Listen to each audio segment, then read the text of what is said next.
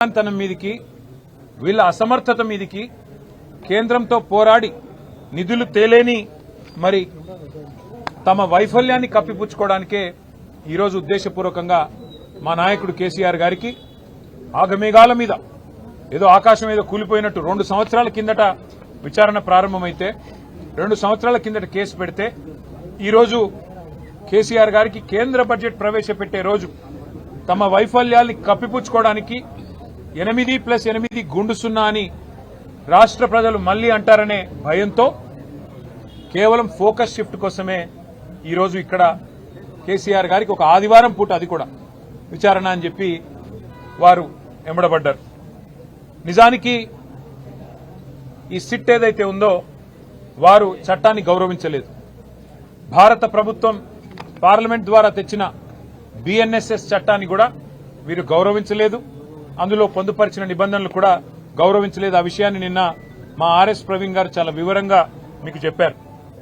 SIT చట్టాన్ని గౌరవించలేదు. కానీ మేము ఒక బాధ్యత గల పార్టీగా తెలంగాణ ప్రజల గొంతుగా తెలంగాణ ప్రజల ప్రతినిధిగా పెద్దలు కేసీఆర్ గారు ఈరోజు సిట్ చట్టాన్ని గౌరవించకపోయినా రాష్ట్ర ప్రభుత్వం ఆడిచ్చినట్టు ఆడుతున్నా కేసీఆర్ గారు మాత్రం చట్టం మీద న్యాయం మీద ఉన్న గౌరవంతో పూర్తి స్థాయిలో ఇవాళ విచారణకు సహకరించి ఆయనకు నిజానికి ఇక్కడ రావాల్సిన అవసరం లేదు. తాను నివాసం ఉండే చోటే నేను విచారణకు హాజరవుతాను అని చెప్తే ఏ కోర్టు అయినా వెంటనే తీర్పిస్తుంది. ఎందుకంటే గతంలో ఎన్నో ప్రెసిడెంట్స్ ఉన్నాయి. కానీ కేసీఆర్ గారు మాత్రం తాను ఏ తప్పు చేయలేదు కాబట్టి మేము ఏ తప్పు చేయలేదు కాబట్టి నిజాయితీగా ఈరోజు వారు రావాల్సిన అవసరం లేకున్నా అవసరమైతే న్యాయస్థానాన్ని ఆశ్రయించే అవకాశం ఉన్నా చట్టాన్ని గౌరవించే ఒక రాజ్యాంగబద్దమైన పదవిలో ఉన్న గౌరవ ప్రతిపక్ష నాయకుడిగా తెలంగాణ తొలి ముఖ్యమంత్రిగా గౌరవ ప్రజాప్రతినిధిగా వారు ఈరోజు సిట్కి సంపూర్ణంగా సహకరించారు. వారు అడిగిన ప్రతి ప్రశ్నకి స్పష్టంగా కుండబద్దలు కొట్టినట్టుగా సమాధానం ఇచ్చారు. ఈ రోజుతో నాకు అర్థమైన కాడికి నాకు తెలిసిన కాడికి మరి ఈ రాష్ట్రంలోని పోలీస్ యంత్రాంగానికి ముఖ్యంగా ఈ రాష్ట్ర డీజీపీకి సిట్కి నాయకత్వం వహిస్తున్న పెద్దలకి ఒక విషయం తేటతెల్లమైందని నేను అనుకుంటా ఉన్నా. అసలు ఎలాంటి తప్పు జరగలేదు అనే మాట స్పష్టంగా ఈ విచారణను నిర్వహిస్తున్న అధికారులకు ఇవాళ తేటతెల్లమైందని చెప్పి నేను భావిస్తా ఉన్నా. ఎందుకంటే నిజానికి ఏ తప్పు జరగలేదు, ఏ తప్పు ఎక్కడా కూడా మా ప్రభుత్వం ఎన్నడూ చేయలేదు. ఎన్నో పుకార్లు, ఎన్నో నీలాపనిందలు, ఎన్నో రకాల కథనాలు, ఎన్నో రకాల అపోహలని ప్రజల్లో సృష్టించే విధంగా గత 2 సంవత్సరాలుగా లీకుల రూపంలో ఇస్తూ ఇవాళ ఈ కాంగ్రెస్ పార్టీ పెద్దలు ఏదైతే పైశాచికానందం పొందుతా ఉన్నారో ఈ రోజుతో దానికి ఫుల్ స్టాప్ పెడతారని మేము ఆశిస్తా ఉన్నాం. మీడియా కూడా దయచేసి నా ప్రార్థన, ప్రతిసారి విచారణ జరగంగానే మీ దగ్గరికి ఏదో లీకుల రూపంలో పంపుతారు. ఆ లీకులను దయచేసి విశ్వసించకండి. ఆ లీకులు ఎటుబడితే అటు బాధ్యతారాహిత్యంగా ఏవైతే ఇవాళ కావాలని నిజంగానేమైనా చెప్పేది ఉంటే స్పష్టంగా స్టేట్మెంట్ ఇవ్వచ్చు. నిజంగానే ఏదైనా తప్పు జరిగింటే అధికారులు ముందుకొచ్చి చెప్పొచ్చు, మంత్రులు ముందుకొచ్చి చెప్పొచ్చు, బాధ్యతలో ఉన్న వ్యక్తులు ముందుకొచ్చి చెప్పొచ్చు. కానీ మరి కేవలం లీకుల మీద ఆధారపడి మరి ఇదిగో పులి అంటే అదిగో తోక అన్నట్టుగా నడుపుతా ఉన్నారంటేనే ఈ కేసులోని డొల్లతనం బయటపడుతుందనే మాట కూడా నేను మీకు విజ్ఞప్తి చేస్తా ఉన్నా.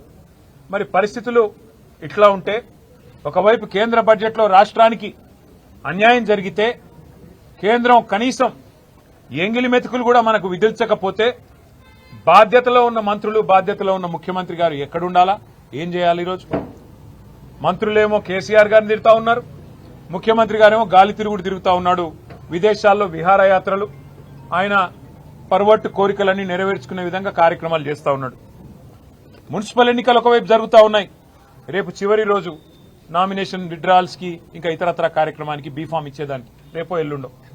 అలాంటి ఈ పరిస్థితుల్లో మున్సిపల్ ఎన్నికల్లో ప్రధాన ప్రతిపక్షంగా మేము ఎక్కడికక్కడ పోరాటం చేస్తుంటే క్షేత్రస్థాయిలో మా ఏకాగ్రతను దెబ్బతీయడానికి, ప్రజల అటెన్షన్ డైవర్ట్ చేయడానికి మళ్లీ ఈ కాక్ అండ్ బుల్ స్టోరీ ఒకటి తయారు చేసి ఏదో జరిగిపోయింది వాళ్ళ కేసీఆర్ గారిని ఏదో విచారిస్తున్నారు, గ్రిల్ చేస్తున్నారు అంటూ కథనాలు వడ్డించి వార్చిన మరి ఈ ప్రభుత్వ అధికారులు వారికి ఇవాళ ఇతోధికంగా ఆదేశాలు ఇస్తున్న కాంగ్రెస్ పార్టీ పెద్దలు చూస్తూ ఉంటే మాకు అర్థం కావట్లేదు.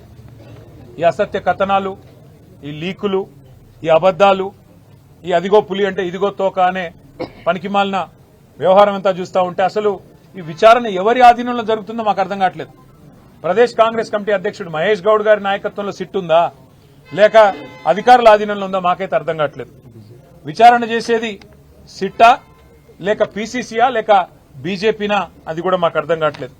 వాళ్ళ రాష్ట్రంలో ఎంత దయనీయమైన పరిస్థితులు ఉన్నాయంటే నిన్నటికి నిన్న హైదరాబాద్ నడిబొడ్డున కోటిలో సుల్తాన్ బజార్ పరిధిలో పొద్దున 8 గంటలకి తుపాకీతో కాల్పులు జరిపి లక్షల రూపాయలు దొంగలు ఎత్తుకొని పోయినా వారి గురించి పట్టించుకునే నాదుడు గాని, ఈ రాష్ట్రంలో ఇంత దిగజారిన శాంతి భద్రతల గురించి పర్యవేక్షించేవాడు గాని, సమీక్ష చేసేవాడు గాని ఈ రాష్ట్రంలో ఎవరు లేరు. చివరికి ఎంత దారుణం అంటే గంజాయి స్మగ్లర్లు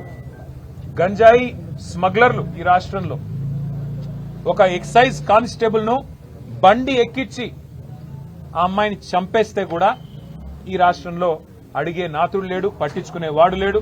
ప్రభుత్వం నుంచి స్పందన అనేది సున్నా. అంటే ఎంత దయనీయమైన పరిస్థితుల్లో ఈ రాష్ట్రంలో శాంతి భద్రతలు ఉన్నాయో దీన్ని బట్టే చెప్పొచ్చు. సమ్మక్క సారక్క జాతర కోట్లాది మంది ప్రజలు గొప్ప జాతరగా తెలంగాణ కుంభమేళగా జరిగే అద్భుతమైన పండుగ, తెలంగాణ ప్రజలకు అత్యంత ప్రీతిపాత్రమైన పండుగ. అలాంటి పండుగలో అధ్వాన్నమైన ఏర్పాట్లున్నాయని చెప్పి అక్కడ భక్తులు తిరగబడుతుంటే, అక్కడ భక్తులు ఇవాళ చివరికి మంత్రుల అద్దాలు ధ్వంసం చేస్తుంటే, మంత్రుల కార్ల అద్దాలు ధ్వంసం చేస్తుంటే ఎంత అధ్వానంగా ఈ రాష్ట్రంలో ట్రాఫిక్ నిర్వహణ, శాంతి భద్రతల నిర్వహణ, కనీసం ప్రజల మనోభావాల్ని గౌరవిస్తూ తెలంగాణ కుంభమేళాలో కనీస ఏర్పాట్లు కూడా చేయలేకపోతే సమీక్షించేవాడు లేడు. ఎక్కడున్నారయ్యా ముఖ్యమంత్రి గారంటే గాలి మాటలు మాట్లాడుతూ గాలి తిరుగుడు తిరుగుతా ఉన్నారు. రాష్ట్రంలో మాత్రం లేరు.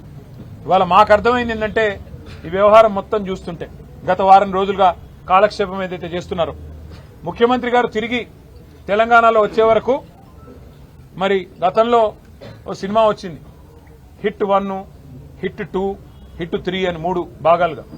అట్లాగే సిట్ 1, సిట్ 2 అని చెప్పి టైంపాస్ కార్యక్రమం చేస్తా ఉన్నారు. ఎందుకు చేస్తున్నారో వారికే తెలవాలి, మాకైతే తెలియదు. కేవలం ఏదో జరిగిపోయినట్టు ఇదిగో పులంటే అదిగో తోక అని ఒక డ్రామా తప్ప ఏమీ లేదు. ఒకటి మాత్రం చివరిగా నేను చెప్పదలుచుకున్నా, కేసీఆర్ గారి మీద బురద జల్లాలి అనుకుంటే అది సూర్యుడి మీద ఉమ్మేయడమే అవుతుంది. అది తిరిగి వచ్చి తమరి ముఖం మీదే పడుతుంది రేవంత్ రెడ్డి గారు, ఇది గుర్తుపెట్టుకోండి. ఇక చివరిగా మీ చెత్త రాజకీయం, ఈ లీకులు, పనికిమాలిన విచారణలు 2 ఏళ్లు కాలక్షేపం చేశారు. 50-60 ట్రిప్పులు కొట్టినట్టున్నారు ఢిల్లీకి. ప్రతి వారం ఢిల్లీకి పోవాలి, కాంగ్రెస్ కు మూటలు సమర్పించుకోవాలి. కాంగ్రెస్ కు మూటలు ఇవ్వకపోతే కాంగ్రెస్ పెద్దలకు మీ సీటు పోతుంది. అట్లాగే ఢిల్లీలో ఉండే బీజేపీ పెద్దలను అర్ధరాత్రి దొంగరాత్రి వెళ్లి కాలు పట్టుకోవాలి. నా కేసులు దయచేసి పెట్టకండి, దయచేసి నేను అవసరమైతే భవిష్యత్తులో మీతో కలిసి నడుస్తా అని కాళ్లు పట్టుకోవాలి. ఇది ఒకటే మీకు తెలిసింది. ఈ 2 ఏళ్లలో మరి మీరు రాష్ట్రానికి సాధించింది ఏమన్నా ఉందా దయచేసి చెప్పాలని చెప్పి నేను రాష్ట్ర ప్రభుత్వాన్ని అడుగుతా ఉన్నా. బుద్ధి తెచ్చుకొని ఇప్పుడు అన్ని ట్రై చేశారు మీరు. కాళేశ్వరం అన్నారు, స్కామ్ అన్నారు. 93,000 కోట్లు ఖర్చు అయిన దానిలో 1,00,000 కోట్ల స్కామ్ అన్నారు. అట్లాగే ఫార్ములా ఈ కుంభకోణం అన్నారు, ఏదో జరిగిందన్నారు. విద్యుత్ విషయంలో ఏదో రిటైర్డ్ జడ్జి గారు, సుప్రీంకోర్టు జడ్జి మదన్ లోకూర్ గారిని వేసి ఏదో సాధిస్తామన్నారు. మరి ఇప్పుడు ట్యాపింగ్ అంటూ 2 ఏళ్లుగా టైంపాస్ చేస్తున్నారు. ఒక్కొక్కటిగా ప్రజలకు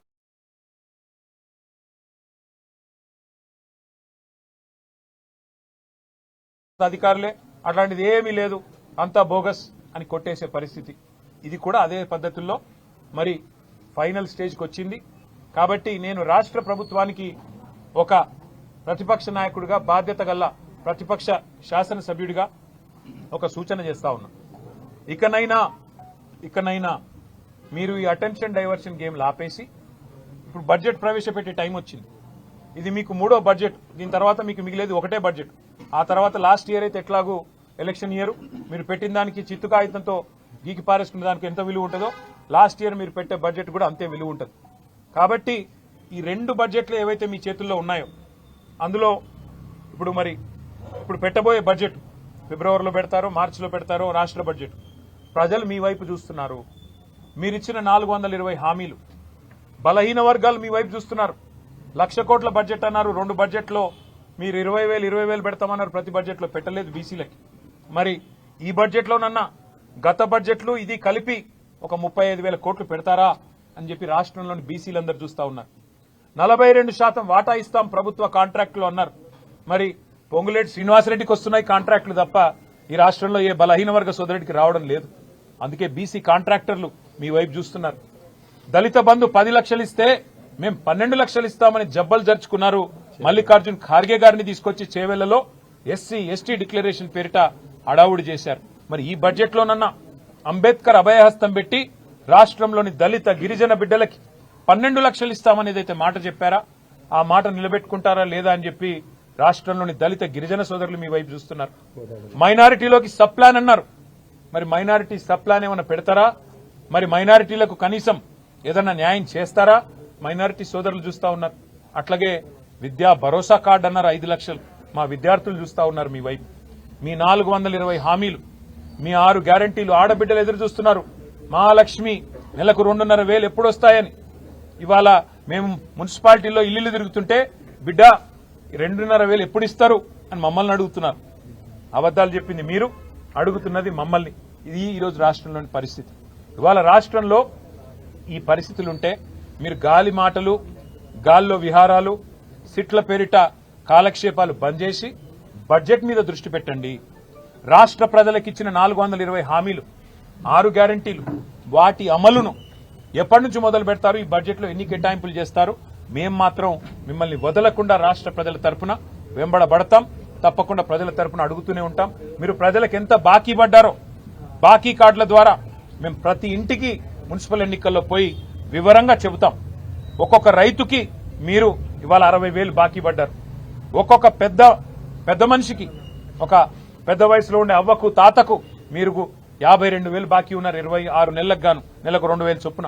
అట్లాగే రైతులకు, మహిళలకు 2,500 చొప్పున 60,000 బాకీ ఉన్నారు ప్రతి మహిళకి రాష్ట్రంలో. ఇవన్నీ కూడా చెబుతాము. బడ్జెట్ లో తప్పకుండా మీరు ఇవాళ కేంద్రం నుంచి సాధించలేని నిధులు 60 సార్లు పోతిరి కదా, వారానికి ఒకసారి గాలి మోటార్లో పోతిరి కదా, చార్టర్డ్ ఫ్లైట్లు వేసుకొని మరి ఇవాళ అమెరికాలో సంచరిస్తున్నారు కదా. ఎవరి అబ్బసొమ్ము ఇదంతా? ప్రజల సొత్తు కాదా? తెలంగాణ ప్రజల సొత్తు కాదా? మీ సోకుల కోసం, మీ విలాసాల కోసం మీరు ఈరోజు చేస్తున్న ఈ కాలక్షేపం ఏదైతే ఉందో ప్రజలు అన్ని గమనిస్తున్నారు. ప్రజలు విఘ్నులు, చైతన్యవంతులు. పెద్ద ఆయన కేసీఆర్ గారిని 2 సార్లు తెలంగాణ ప్రజల చేత ఎన్నుకోబడ్డ ఒక పాపులర్ ముఖ్యమంత్రి. ఇవాళ తెలంగాణలో మనం ఉన్నామంటే ఆ తెలంగాణ సాధనకు ప్రధాన బాధ్యుడు, ప్రధాన నాయకుడు, ఉద్యమ సూర్యుడు కేసీఆర్. అట్లాంటి కేసీఆర్ గారి మీద మీరు చేస్తున్న ఈ చిల్లర ప్రయత్నాలు ఏవైతున్నాయో ప్రజలు గమనిస్తున్నారు. అన్ని గుండెల్లో పెట్టుకుంటారు. సరైన సందర్భంలో కాళోజీ గారు చెప్పినట్టు ఉప్పు పాతర వేసే బాధ్యత కూడా ప్రజలు తీసుకుంటారు. కాబట్టి మా నాయకుడు ఇవాళ ఇచ్చిన సమాధానాలతో సిట్టుకు అన్ని విషయాలు కూడా అర్థమై ఉంటాయి, తేటతెల్లం అయి ఉంటాయి. స్పష్టంగా ఏ తప్పు జరగలేదు, ఇదంతా కాలక్షేపం అని చెప్పి సిట్ అధికారులకు కూడా కళ్ళు తెరుచుకుని ఉంటాయని చెప్పి మేము భావిస్తూ, మరి పొద్దున్నుండి మీడియా కూడా పాపం చాలా ఇబ్బంది పడుతున్నారు. చాలా మిమ్మల్ని కూడా ఇబ్బంది పెట్టారు. 1000 మంది పోలీసులను పెట్టి మిమ్మల్ని నూకుతున్నారు, మా వాళ్ళని నూకుతున్నారు. అసలు 1000 మంది పోలీసులు పాపం ఆ కోటిలో దొంగతనాలు జరిగే కడవ 5గురున్నా దొంగతనాలు జరగవు. క్రైమ్ రేట్ పెరుగుతున్నది హైదరాబాద్ లో, వాటి మీద సోయి లేదు. ఎక్సైజ్ కానిస్టేబుల్లను గంజాయి స్మగ్లర్లు తొక్కుతుంటే సోయి లేదు. ఆ 1000 మంది పోలీసులను అక్కడ పెట్టి రాష్ట్రంలో శాంతి భద్రతలు పరిరక్షించాలని కోరుతూ మీడియాకు కూడా ప్రత్యేకంగా ధన్యవాదాలు. ముఖ్యంగా ఉదయం నుండి మా కార్యకర్తలు గ్రామాన ఈరోజు గర్జించారు, గ్రామాన మరి తిరగబడ్డారు. ఈ ప్రభుత్వానికి బుద్ధి చెప్పే విధంగా గొప్పగా పోరాడారు. సోషల్ మీడియాలో మా సోషల్ మీడియా వారియర్లు, అట్లాగే గ్రామాన మా కార్యకర్తలు, అట్లాగే ప్రతి పట్టణంలో కదందొక్కి మోటార్ సైకిల్ ర్యాలీలు, అట్లాగే రాస్తా రోకోలు, ధర్నాలు, నిరసనలతో హోరెత్తించిన ప్రతి ఒక్కరికి చేతులు జోడించి హృదయపూర్వకంగా ధన్యవాదాలు తెలియజేస్తూ మరి మళ్ళొకసారి మీడియాకు కూడా ప్రత్యేకంగా ధన్యవాదాలు. నమస్కారం.